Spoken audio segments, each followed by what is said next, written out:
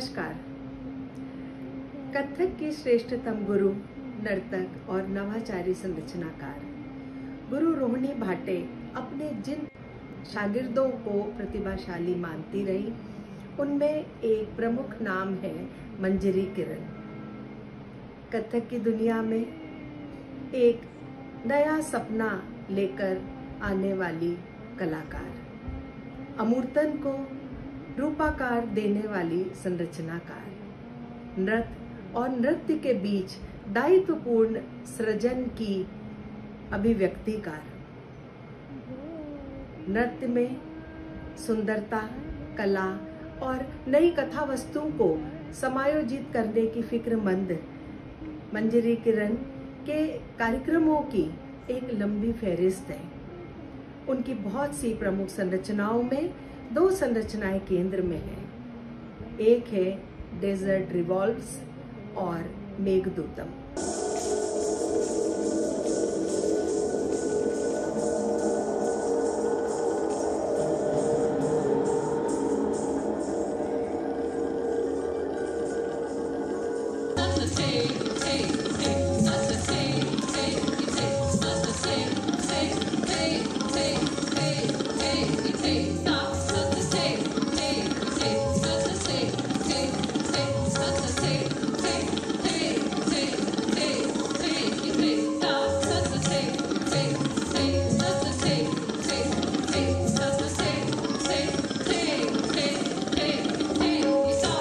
एक में रेत के अमूर्तन को सजीव करना और दूसरे में मेघ को। ये दोनों ही विषय नृत्य में संरचना हेतु देखना बहुत कठिन ही समझ में आता है।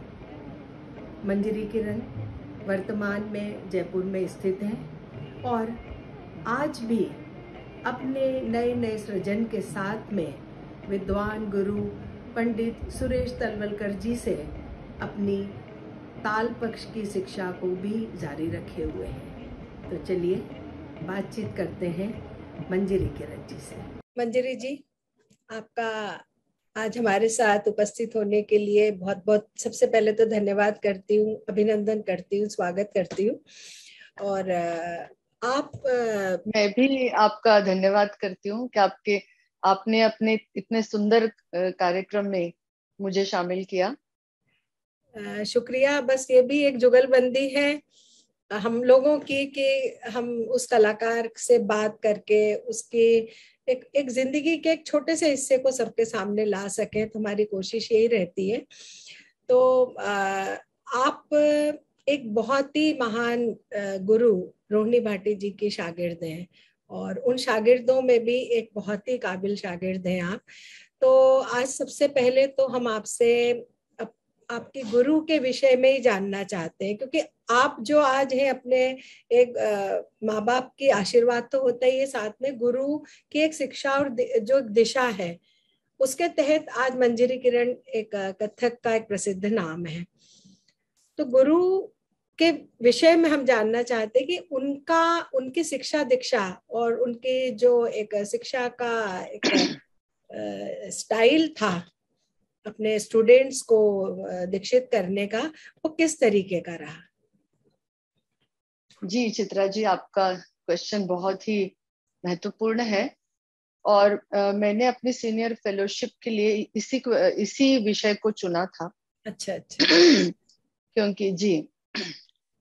क्योंकि जब मैंने जब उत्तर भारत में शिक्षण पद्धति को देखा, करीब से देखा, तो मुझे जिस पद्धति में मैंने शिक्षा ली थी वो बहुत ही ज्यादा महत्वपूर्ण लगने लगी।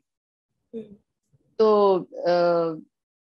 इसलिए ये विषय और बहुत महत्वपूर्ण भी है और आज के संदर्भ में इसका कुछ ज्यादा ही मुझे महत्व लगता है। तो उनका जो सिखाने का तरीका था वो बहुत ही डिटेल्स पे ध्यान देना। जैसे उदाहरण के तौर पे अगर हम बहुत बेसिक एक चीज ले ले, जैसे जयपुर घराने के जो 3 पैर के चक्कर होते हैं जिसमें हाथ इस तरह पूरे खुलते हैं, तो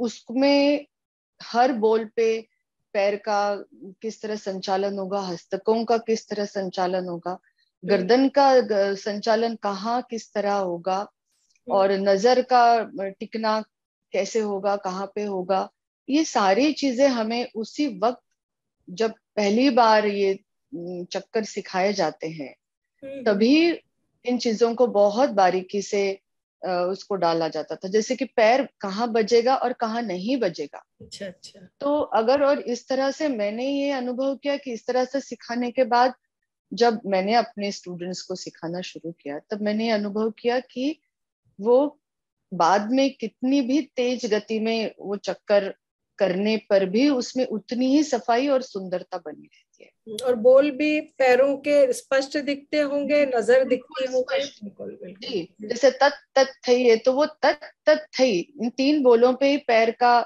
संचालन होना, पद संचालन उन 3 बोल पे होते रहना, और ना कि आगे पीछे।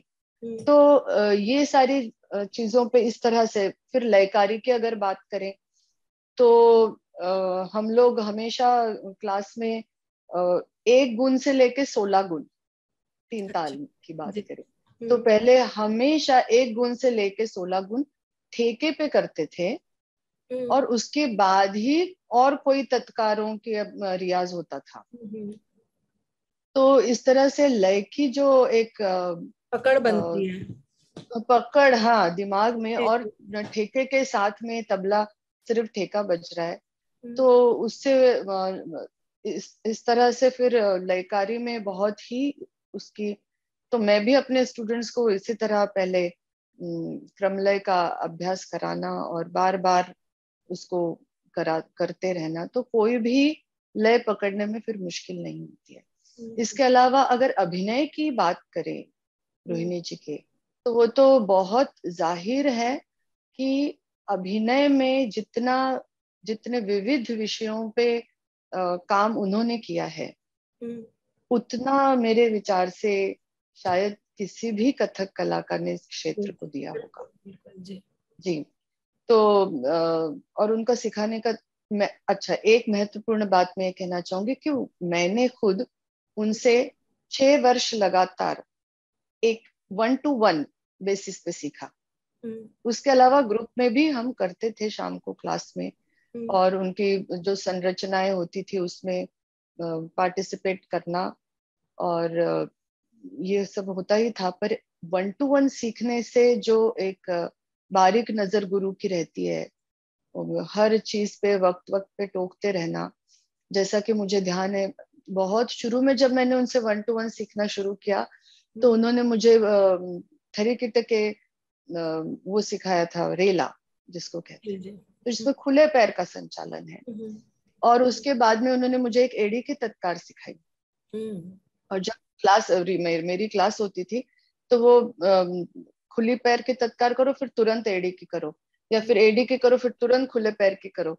तो एक आध बार उन्होंने जब, तो मैंने ऐसे बोला कि इसमें थोड़ा सा तुरंत दूसरे करने में दिक्कत हो रही है, तो उन्होंने बोला तो यही तो नहीं होना चाहिए।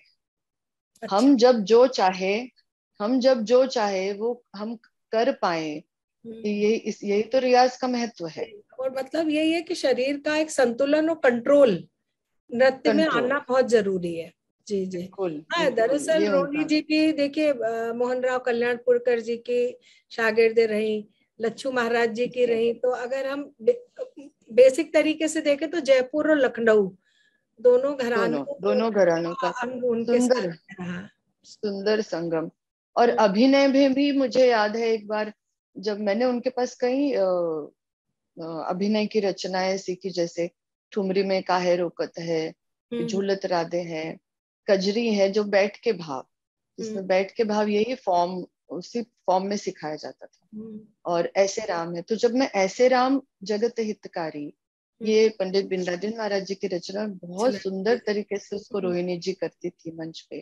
तो ये जब मैं सीख रही थी तो एक फॉर एग्जाम्पल मैं बता रही हूँ कि एक कहाँ पे उन्होंने टोका था और बताया था कि देखो धनुष उठा के, इसमें जो प्रसंग है, ऐसे राम जगत हितकारी, सीता हरो युद्ध अति कीनो, बस इन्हीं लाइन पे सारा अभिनय का विस्तार हो रहा है।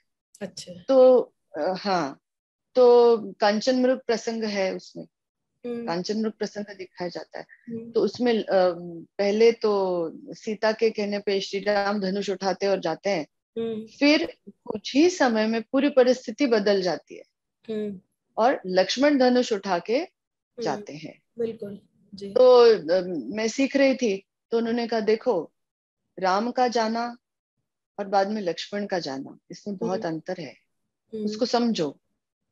तो उनका सिखाने का तरीका ऐसा अच्छा था। अच्छा। जी, तो राम जब काम जा में रहे फर्क हैं, होगा। हाँ। हाँ, और नर्तक को कुछ ही क्षणों में वो चरित्र खड़ा करना होता है। हमारे पास ना कोई डायलॉग होता है, ना कोई बहुत, लक्ष्मण का जो बहुत सारी अवधि नहीं है कि उसको हम धीरे हाँ। धीरे उसको बिल्डअप करे। तो उतनी ही देर में उसको कैसे, क्योंकि राम जा रहे हैं तो वो प्रसन्न मुद्रा से जा रहे हैं, और कुछ ही पलों में सारी परिस्थिति ही बदल चुकी है। और अब लक्ष्मण के सामने एक द्वंद्व है कि वो जाए या नहीं जाए, ऐसी परिस्थिति में वो जा रहे हैं। तो ये जो उसका मानसिकता है वहां पर, हाँ, वो तो समझना है एक कलाकार को। हम्म, और जैसे बिल्कुल। आप अभी अभिनय की हम लोग बात कर रहे हैं रोहिणीताई के, तो उनकी अपनी कोई खुद की जो कंपोजिशन हो और आपको बहुत प्रिय लगी हो कभी? प्रिय तो सभी उन्होंने के जो, जी लेकिन जी खास होता है एक विशेष चीज। जी, उन्होंने उस वक्त ऐसा हुआ था कि वो मेरे ऊपर ही पहली बार कंपोज किया था, एक खंडिता नायिका और अच्छा। एक खंड जाति कालीपरण भी है।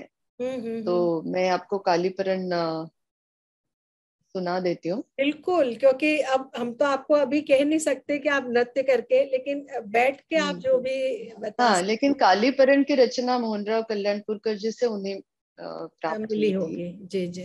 जी। और खंडिता नायिका जो है वो उन्होंने खुद, उनकी वो कविता उनकी खुद की है रचना अरे वाह। वो। जी हाँ।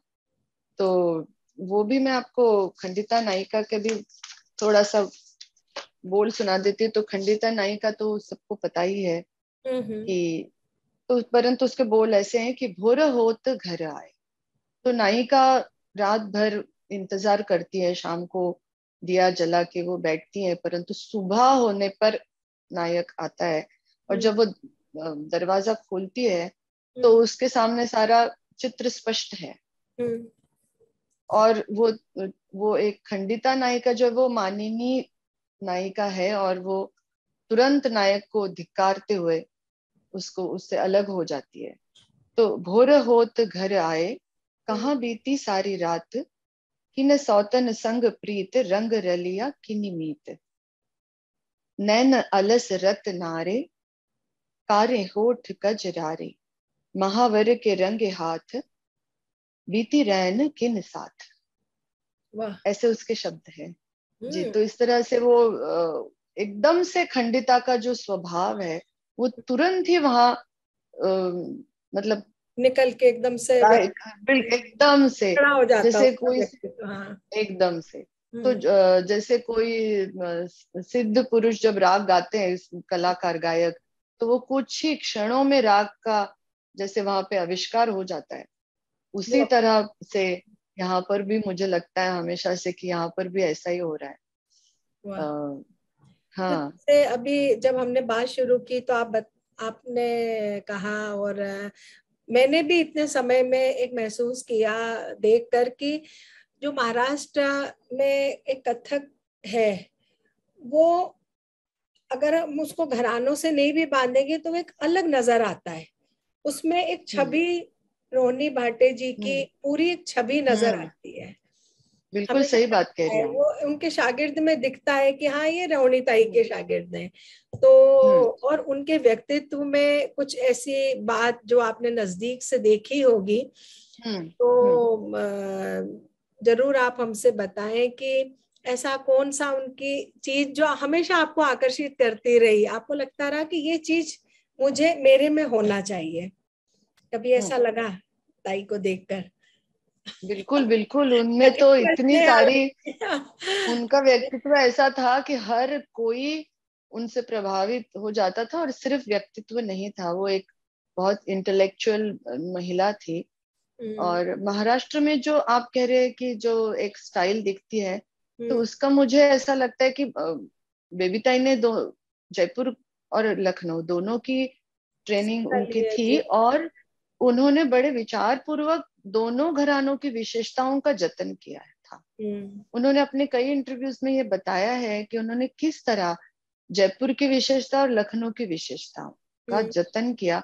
तो वो एक संगम सा बन गया उनकी शैली में, जब वो अपने स्टूडेंट, उनके खुद के भी, और जब वो स्टूडेंट, जैसे कि जयपुर घराने की जो लयकारी है, जटिल लयकारी, सूक्ष्म लयकारी, पदन्यास का तैयारी, तत्कार, और पैरों का पूरा चलना, ये सारी चीजें उन्हें बहुत महत्वपूर्ण लगती। बहुत कटाक्ष होता था उनका कि जैसे परण कर रहे हैं तो पैर पूरा चलना चाहिए, सिर्फ कोई हमको सही मत मुद्रा बन, बताएं, मतलब हाँ हस्तकों क्योंकि से। परण, जी जी। हाँ क्योंकि क्योंकि परण का जो स्वभाव है वो वैसा ही है, इसलिए वो वैसा होना चाहिए, ऐसा उनका कटाक्ष होता था। इसके अलावा अब परंतु जब अभिनय की बात आती थी तो वो आ, उसमें बिल्कुल गहराई में जाकर उसकी सूक्ष्मता और भाव विस्तार, बोलों का होना, ये सब, ये सारी चीजें उन्होंने अपने नृत्य में और अपने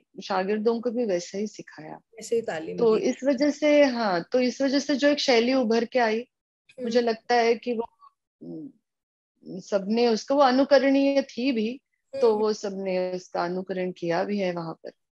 जहां तक उनके व्यक्तित्व की बात है, मुझे लगता है कि एक महिला नर्तक होने के नाते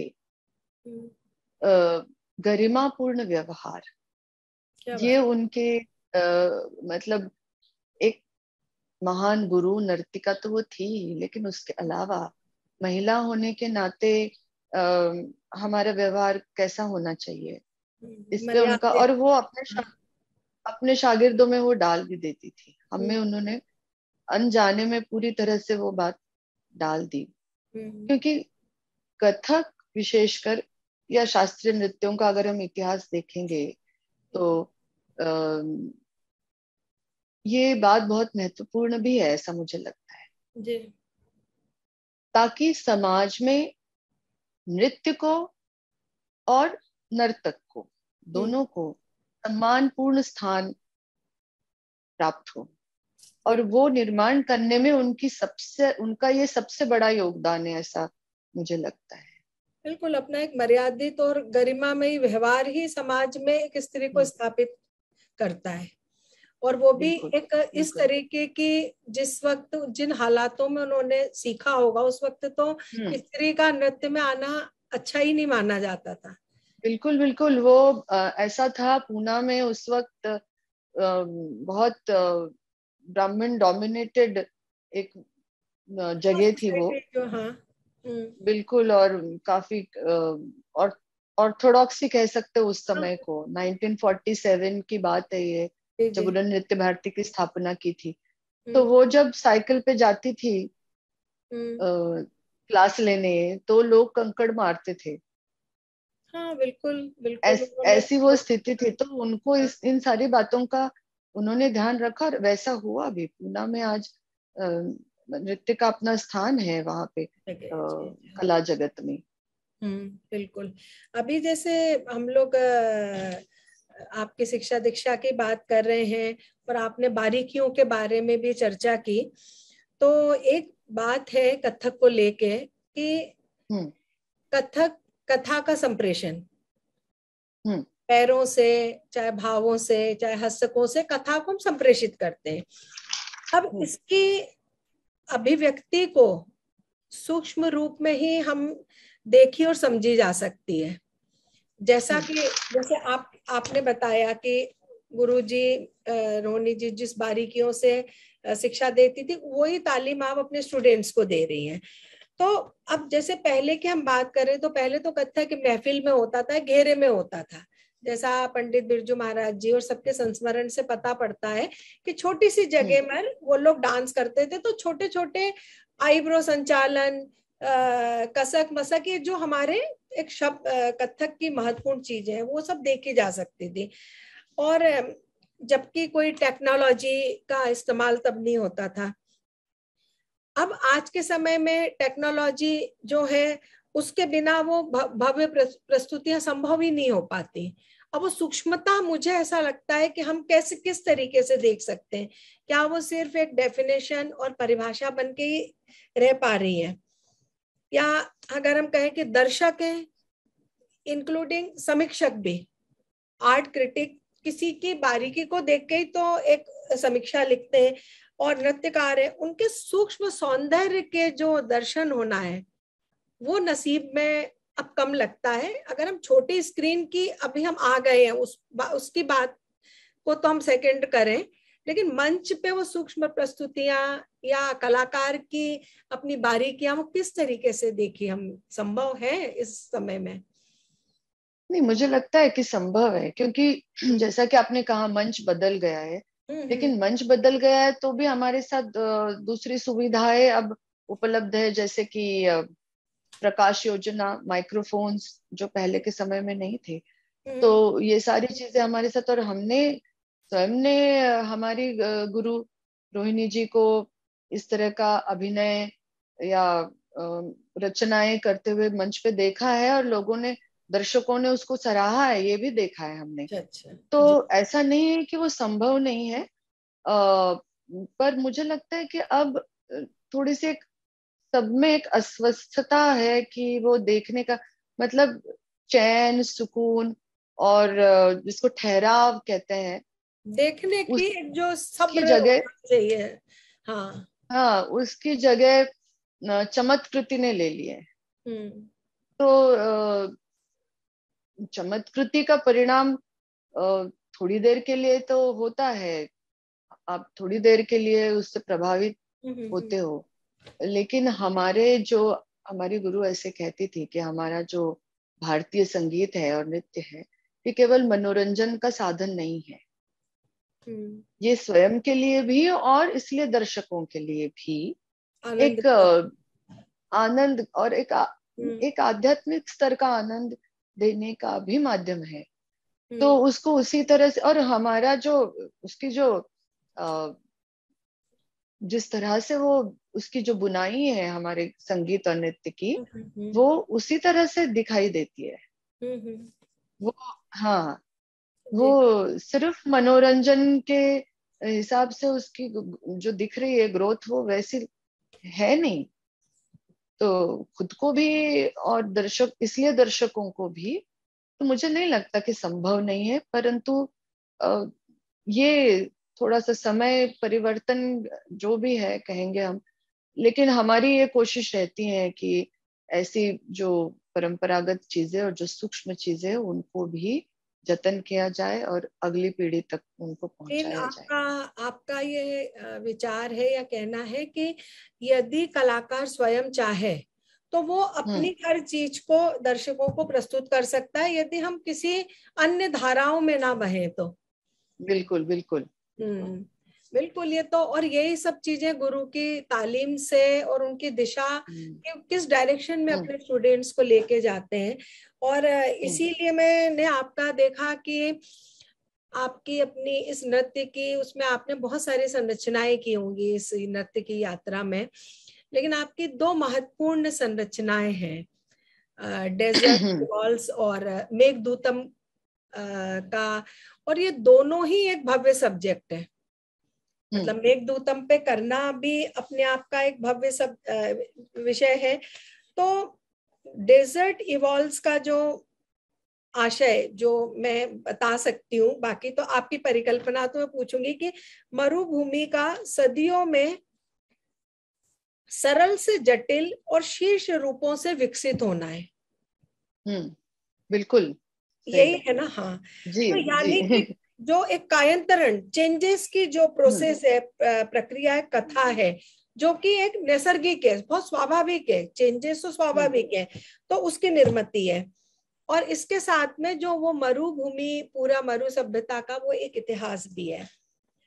तो हम आपसे आज खास तौर पे, क्योंकि एक बहुत ही डिफरेंट विषय के साथ में आपने इसको, तो इसकी इस रचना के बारे में आप थोड़ा हमें बताएं, डेजर्ट इवॉल्व्स के बारे में। पहले तो मैं ये कहूंगी कि कोई भी जब कोई भी कलाकार कोई कल्पना करता है तो ये उसको पहले से कोई स्पष्ट नहीं होता है कि ये क्या रूप लेगा, आगे हम्म, जाकर कितना बड़ा या छोटा या किस तरह का इसका रूप होगा।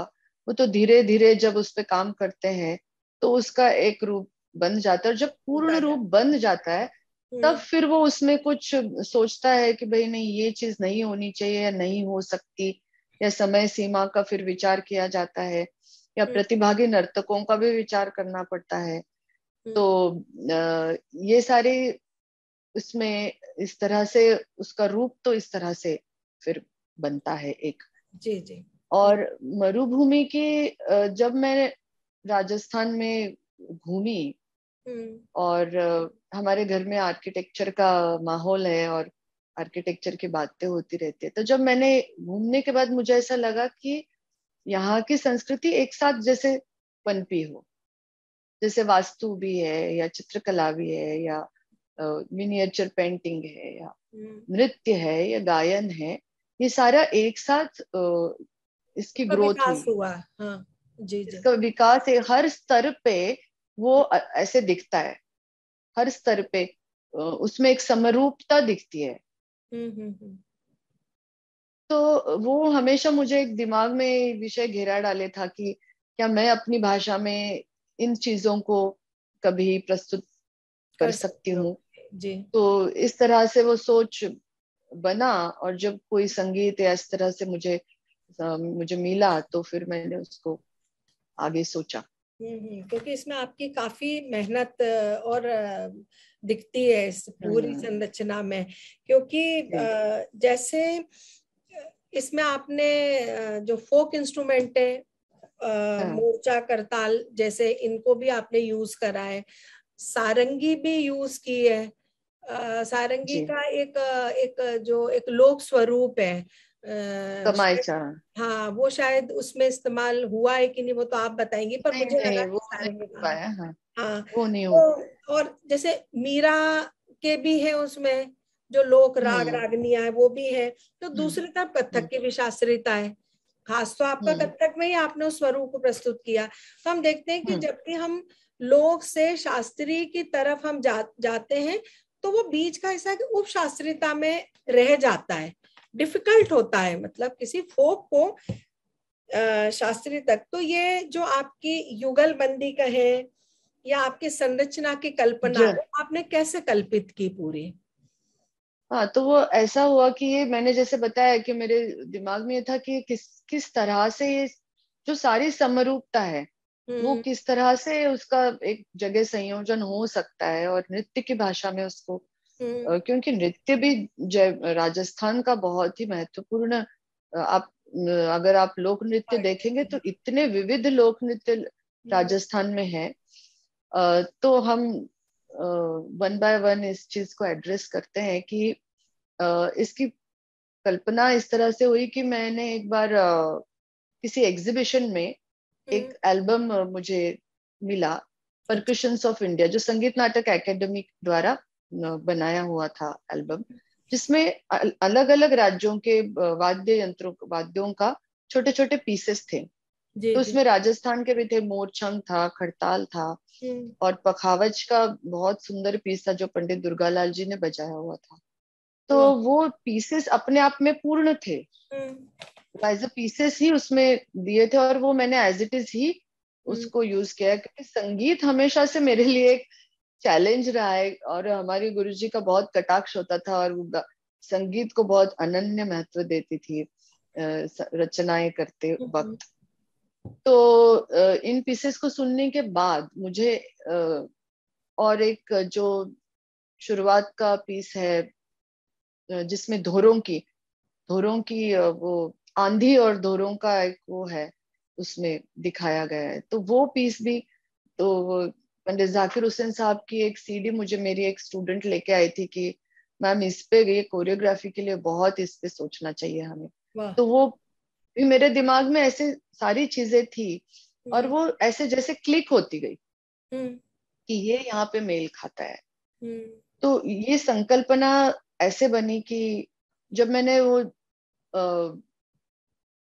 मैं जब राजस्थान में जैसलमेर गई थी जी तो यहाँ पे जो सैंड ड्यून्स होते हैं उनको धोरे कहते हैं, यहाँ की लोकल भाषा में जी जी। धोरा, धरती धोरारी। धरती तो वो धो। जो धोरे यानी सैंड ड्यून्स होते हैं, तो वो जो सोनार वहां का जो किला है एंशंट जो हम्म। सोनार किला कहते हैं, तो वो जब मैंने देखा तो मुझे ऐसा लगा कि ये धोरे में से ही जैसे कोई आकृति निकल के आई हो।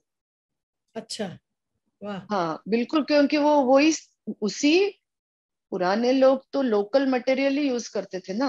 हम्म। अब ये सारा ट्रेंड हो गया है कि इधर से ये मंगवाओ उधर से, पर लोकल तो वो हम्म। ऐसा लग रहा है जैसे कि कोई संस्कृति का बीज हो वहां पर, वाह। ऐसा मुझे लगा।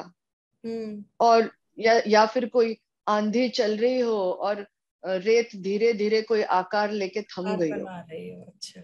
ऐसा मुझे लगता था। और जब मैंने ये जाकिर हुसैन साहब का जब म्यूजिक सुना तो मुझे लगा ये इसके लिए बिल्कुल एप्ट है कि कैसे ये आंधी में से धोरे बन रहे हैं और धोरे में से एक संस्कृति पनप रही है। हम्म। तो ऐसा कुछ मुझे वहां पे लगा और मैंने वो म्यूजिक वहां पे उसका मुझे बहुत सही उस मतलब वो उस म्यूजिक की वजह से भी वो, तो उस जगह पे मैंने यही दिखाया है कि किस तरह आंधी और धोरे और उसमें से कोई आकार या आकार यानी कि एक संस्कृति का बीज ही मान लीजिए, क्योंकि वास्तुकला भी तो संस्कृति का एक बीज ही है, शुरुआत अगर हम माने तो। और फिर मोरछंग लिया है जो एक ट्राइबल, जिसके पीछे एक ट्राइबल हट की फोटो, मतलब ट्राइबल हट का वो आता है, वो मोरछंग के साथ नृत्य है। फिर खड़ताल है जिसमें वर्नाकुलर गांव का घर है। अच्छा। उसके बाद मांड भी लिया है जिसमें एक महिला का बनाया हुआ सुंदर मांडना चित्रकारी यहाँ की महिलाएं गांव की करती है, हाँ। आंगन में, दीवार पे, रसोई में। तो वहां पे इस तरह फिर ये धीरे धीरे एक फॉर्मुलाइज बन रहा है, जैसे कुछ जिसको हम कहते हैं ना एक लोग जो तो फ्री है, और फिर हम थोड़ा थोड़ा उसको उसको शास्त्र में ढालते हैं, नहीं ये ताल होगा, ये ऐसे होगा। तो वो थोड़ा एक फॉर्मलाइज एक कुछ बनता है। तो वो फिर पखावज का पीस है जिसमें मैं राजस्थान में गई, चौक शेखावटी में जो हवेलियां है चौक है उनमें, तो वो जैसे पखावज की आवाज होती है घुमावदार, वैसे ही वहां पे लगता है।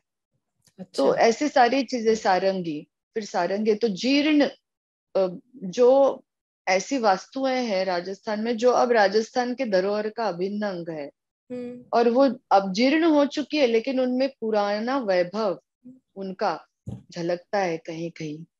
तो जैसा मैंने देखा तो मुझे सारंगी की ही याद आई इस तरह से। और इस तरह से प्रोग्रेशन से फिर रॉयल हेरिटेज और एक पूर्णता को प्राप्त, एक वैभव को प्राप्त एक शैली कथक। रॉयल हेरिटेज भी एक अपने पूर्ण वैभव को प्राप्त है और कथक भी अपने पूर्ण वैभव को प्राप्त एक शैली है। ऐसा एक मेरे दिमाग में। उसके बाद जब मंदिर की बात करते हैं तो टेम्पल आर्किटेक्चर भी राजस्थान का बहुत बहुत ही समृद्ध है। समृद्ध है, और बिल्कुल। हाँ। जी, और मीरा के बगैर मंदिर की कल्पना ही पूरी नहीं हो सकती है राजस्थान में। तो और मैंने जब धोरों को देखा और मंदिर को देखा, तो मैंने कभी भी मंदिर को अम, ऐसे कोई धार्मिक उससे मैं महसूस नहीं किया है, पर मैंने हमेशा उसको स्पिरिचुअल लेवल पे महसूस किया है मंदिर को। अच्छा। और वही चीज मुझे धोरों में भी लगती है। तो ये दोनों छोर जैसे कि मिल रहे हो, कोई जैसे आध्यात्मिक बिंदु पे मिल रहे हो, ऐसा मुझे लगता है।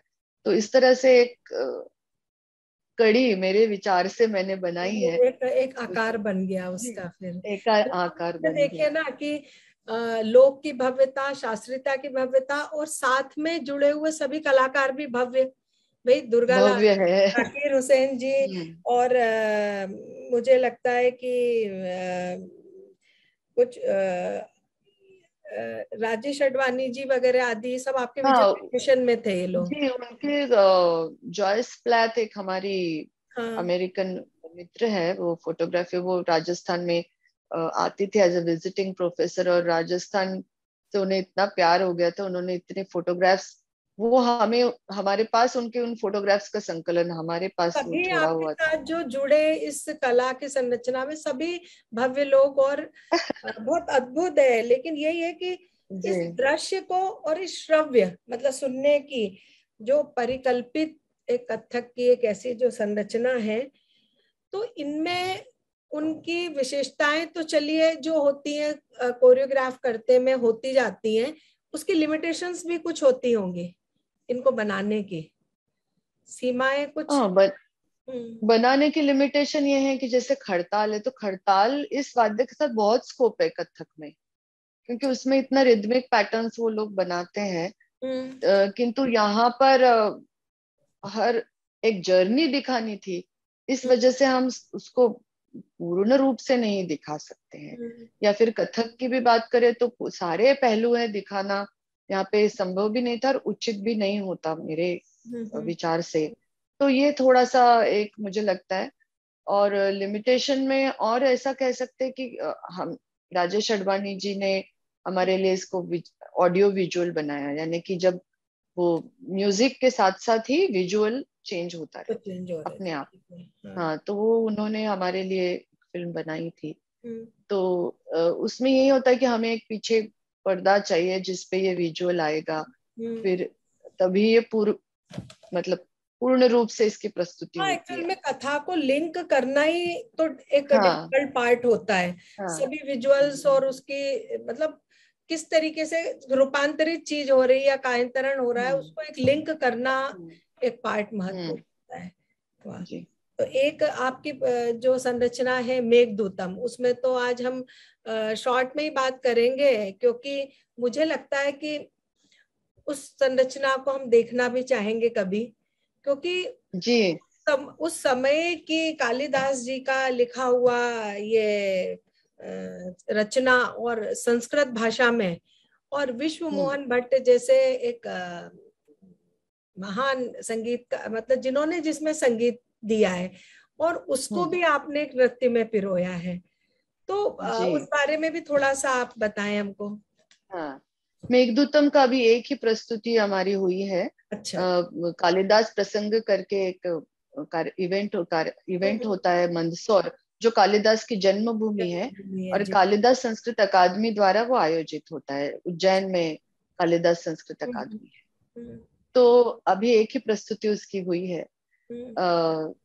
अ, ऐसा इसमें ऐसा हुआ था कि विश्व मोहन जी ने मुझे किसी मौके पे कहा कि हम्म। अ, मेरा ये जो मेघदूतम है, इस पे तुम सोचो, और तुम क्यों नहीं कर सकती अगर सोचोगी तो वो बात मेरे बिल्कुल, मैंने ये सोचा कि अगर विश्व मोहन जी जैसे व्यक्ति ने मुझे ये कहा है तो मुझे इसके बारे में बहुत सीरियसली सोचना ही चाहिए। चाहिए जी। और फिर जब मुझे ये एल्बम मिला, उनसे प्राप्त हुआ, हम्म। तो उसको मैं कुछ साल भर से ज्यादा तो सिर्फ सुनती ही रही, क्योंकि एक तो वो संस्कृत में है हम्म।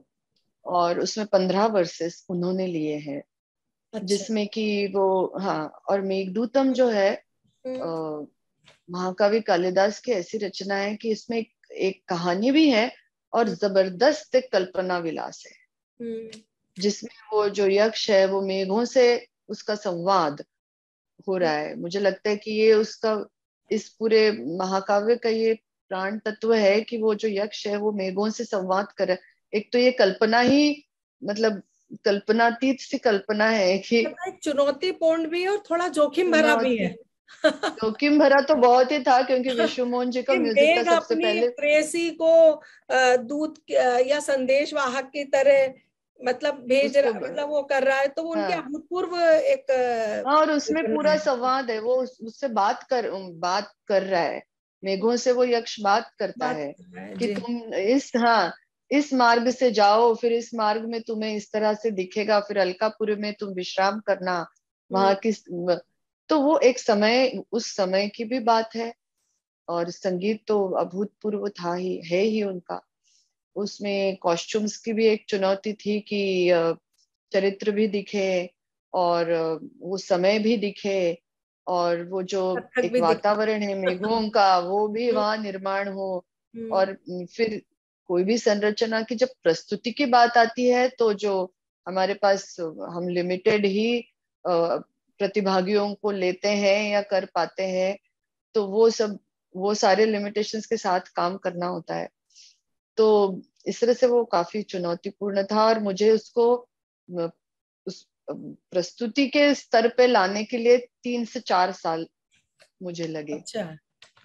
जी। तो संस्कृत विषय के साथ में। हाँ, तो संस्कृत के लिए फिर बहुत सोचने के बाद ऐसा हमने किया कि बीच बीच में हमने हिंदी नरेशंस उसमें डाले। वो कोई ट्रांसलेशंस नहीं है एग्जैक्ट, हम्म, पर वो नरेशंस है दर्शकों की सुविधा के लिए हम्म, कि कहानी किस तरह आगे बढ़ रही है, ये आसान थोड़ा सा उसके पूर्व उनको कल्पना होती रहे। हम्म। तो मुझे लगता है कि इतना आपका लंबा समय नृत्य के साथ में, और बहुत कुछ ही संस्मरण, बहुत सारी कहानियां, बहुत सारी चीजें, और कभी कभी तो हम, मतलब ये तो बहुत लंबी कहानी, यात्रा मतलब है आपकी।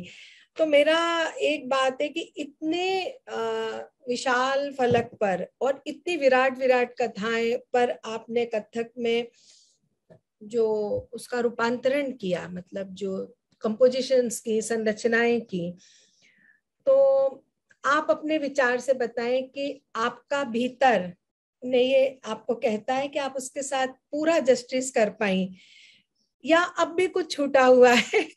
क्योंकि ये सवाल खास इसलिए है कि कला की दुनिया में हर रचना अधूरी मानी जाती है। जी, वो तो हमेशा ही मुझे लगता है कि हम्म, नहीं, इसमें और ये बेहतर हो सकता है। कई बार कॉस्ट्यूम्स के लिए भी लगता है हम्म, और कोरियोग्राफी में तो लगता ही है अक्सर कि हाँ, अब इसको नहीं, इस बार इसको और ऐसे कर दिया जाए, ऐसे कर दिया जाए। मैं कभी अपनी सोलो कभी भी सेटिस्फाई होती ही नहीं हूं मैं अपनी किसी भी प्रस्तुति से। और जब भी मैं उसका उसका वीडियो देखती हूँ, मैं बहुत डरती भी हूँ वीडियो देखने में, क्योंकि मुझे सिर्फ खामियां ही नजर आती है। तो तो ये तो आपका प्रश्न बहुत ही सही है कि इसमें हमेशा ही कुछ ना कुछ बेहतर होने का बेहतर होने हमारे की काम संभावना में बनी तो रहती है। गुंजाइश हाँ। बनती रहती तो ही है। आपका बिल्कुल रहती है। कोई और सपना, एक कथक की एक शख्सियत है आप, तो उसमें एक आपका कोई सपना या कोई एक ऐसा संदेश जो आपको लगता है कि आप देना चाहती हो हमारे दर्शकों को? मुझे ऐसा लगता है कि जैसा हमने सीखा हमारे ग्रुप के पास हम्म, 1-to-1 बेसिस पे गुरु शिष्य परंपरा में सीखा। हम्म, हम्म, जबकि वो ऐसी गुरु नहीं थी कि जो हमारे हमसे कोई शिष्यों से सेवा कभी भी ऐसा कुछ उन्होंने नहीं करवाया। परंतु मुझे ऐसा लगता है कि ये जो विषय है हमारा संगीत, भारतीय संगीत और नृत्य, ये गुरु शिष्य परंपरा में ही पनप सकता एक है। अच्छा पनप सकता है और अच्छे कलाकार वो अ, निर्माण हो सकते हैं। हम्म, क्योंकि मैं संस्थागत भी काम कर चुकी हूँ और अपना अ, अब अपनी खुद की मेरा इंस्टीट्यूट है, तो मेरे दोनों ही अनुभवों को व्यक्तिगत रूप से लेने के बाद मुझे लगता है कि गुरु शिष्य परंपरा ही इसका उचित मार्ग है। हाँ, बिल्कुल। क्योंकि इसमें इतनी बारीकी का काम है कि उसके लिए वो उसके बगैर संभव ही नहीं है। नहीं, और सबसे बड़ी बात, गुरु शिष्य परंपरा दो लोगों की जब एक बॉन्डिंग होती है, गुरु की एक शिष्य बिल्कुल। की, तो वही हम्म, है नाम। तो देखा जाए गुरु शिष्य परंपरा, वही दो दो लोगों की बॉन्डिंग का नाम है। तो बिल्कुल वो एक बिल्कुल। दूर रह के, तो क्योंकि इस परंपरा को आप कैसे सीख सकते होगे? सीख हम्म, सकते हो, ग्रहण नहीं कर सकते अच्छी तरह, मतलब अपना हम्म, नहीं सकते, अपनी जिंदगी का हिस्सा नहीं हम्म, बना सकते। सीख सीख हम्म, जाएगा बच्चा, लेकिन अपना नहीं पाएगा जिंदगी में, ये तो जरूर बात है। बिल्कुल। और मुझे लगता है कि आपकी ये विश और आपकी इच्छा, क्योंकि आप तो इसी दिशा में अपने स्टूडेंट्स के साथ में हैं, तो ये जरूर पूरा आप कर रही हैं, और आपके आगे आने वाले जो स्टूडेंट्स भी इसी परंपरा का आगे निर्वाह करेंगे, जैसा कि आप जी। उनको दे रही हैं वैसे ही वो आगे बढ़ाएंगे। हम इसके लिए बहुत बहुत शुभकामनाएं देते हैं। और एक लास्ट आपसे एक चीज जरूर हम आपसे देखना चाहेंगे, आपका एक छोटा सा एक भाव जो आपको जो आप बैठ के कर सकते होंगे, आपका प्रिय जो है, कोई भी भाव का हिस्सा। तो बैठ के भाव में हाँ। कजरी जो हाँ। मैंने सीखी थी, अच्छा। तो उसमें कजरी में एक पहले दोहा आता हम्म। है। हम्म। शाम घटा उत है, हम्म। अल के इत, चाप उत भुव बंक धरी। तो ये एक स्त्री के सौंदर्य का वर्णन है, देखिए किस तरह से किया हुआ है। हम्म। तो मैं पूरा दिख रही हूँ हाथ मेरे? हाँ, थोड़ा हाथ आपका नहीं दिख रहा है। हाँ। थोड़ा तो सा। हाँ, अब दिख रहा है थोड़ा। हाँ, जी जी। हाँ। शाम घटा उत है, अल के इत,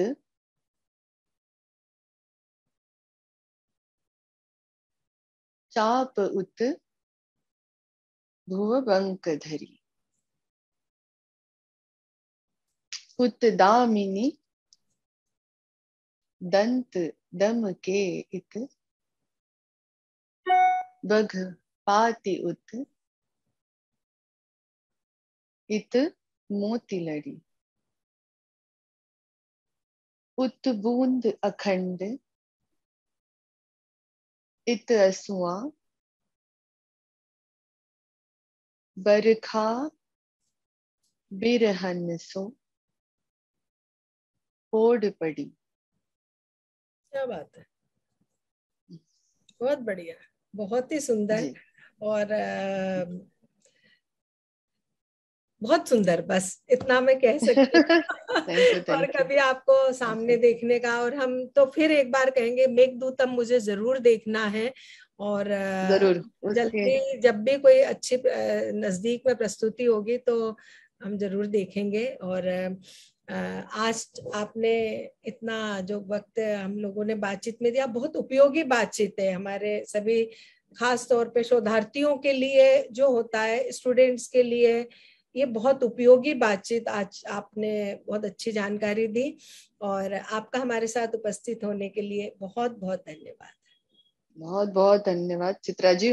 मुझे भी बहुत आनंद आया आपसे बात करके, बहुत। और आपका कार्यक्रम हमेशा से ही मैं हम देखती रहती हूँ और बहुत सुंदर होता है। तो मुझे उत्सुकता भी थी आपसे बात करने की। बहुत बहुत धन्यवाद। शुक्रिया शुक्रिया।